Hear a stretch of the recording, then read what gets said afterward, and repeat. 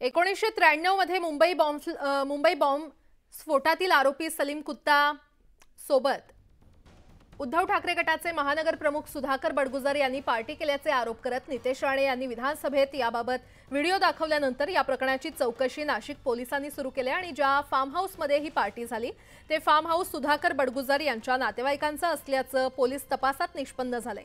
2016 मध्ये ही पार्टी झाल्याचं देखील माहिती समोर आलेली आहे आणि या सर्व प्रकरणात गेल्या 6 दिवसांपासून नाशिक पोलीस बडगुजर यांची चौकशी करतायत। एकीकडे या प्रकरणाची चौकशी सुरू असताना दुसरीकडे आज नितेश राणे नाशिक दौऱ्यावर आहेत आणि त्यामुळे आजच्या या दौऱ्यात नितेश राणे काय बोलतात याकडे देखील लक्ष लागले। ते कागदोपत्री अजून त्याला काही हे आहेत, डॉक्युमेंटेशन आहे, डॉक्युमेंटेशन सगळे रिप्लायज आल्यानंतरच आम्ही त्याच्या तिथे हे करू।